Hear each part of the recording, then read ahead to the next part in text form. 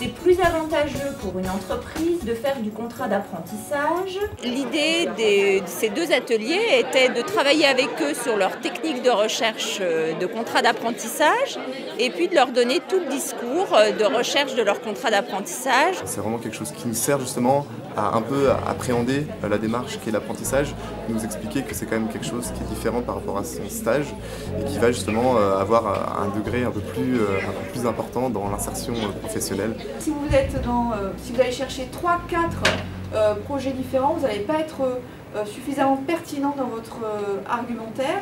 Ils ont beaucoup de craintes, ils ont beaucoup de questions, ils ont un peu peur de la façon dont ils vont évoquer le coût financier de leur formation. Ils ont beaucoup de questionnements sur la façon de trouver et de chercher et d'atteindre les recruteurs. Donc oui, cette journée sert aussi à les rassurer, à leur donner un maximum d'outils.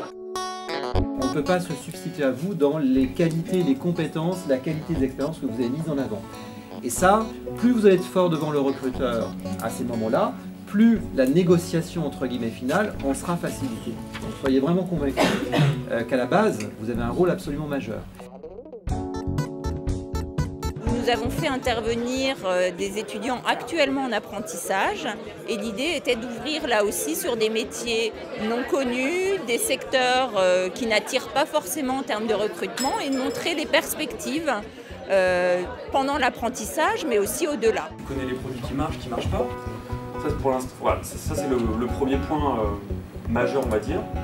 Le deuxième point, ça va être tout ce qui est promotion. Donc toutes les promotions que vous voyez en magasin, donc ça c'est négocié par le chef de secteur. Je suis chargée d'affaires professionnelles chez BNP Paribas, actuellement sur le groupe de la Défense à Paris. Donc je gère la mixité en fait entre le patrimoine privé et la relation professionnelle donc, avec les clients. Je me déplace en magasin, j'ai un parc d'une centaine de magasins super et hypermarchés. Donc je me déplace dans ce magasin, je vais avoir différents interlocuteurs selon le magasin, donc ça peut passer de l'employé libre-service au directeur de magasin. Et donc mon but c'est de référencer le plus grand nombre de produits qui sont négociés au national. Comment je vais pouvoir trouver la personne idéale, dans combien de temps, quelles questions je vais pouvoir poser pendant les entretiens pour cibler au mieux finalement la personne qu'ils recherchent. C'est très important pour eux d'avoir des apprentis et des diplômés qui étaient à leur place il n'y a pas si longtemps.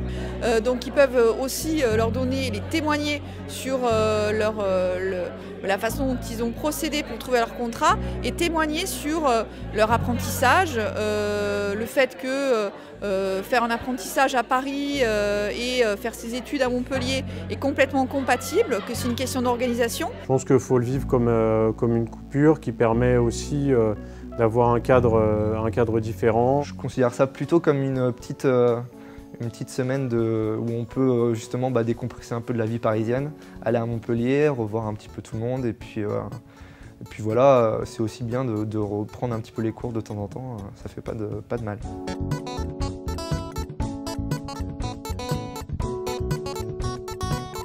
On termine par cette partie un peu plus conviviale où nous avons aussi convié toute la communauté des apprentis actuellement en poste sur Paris.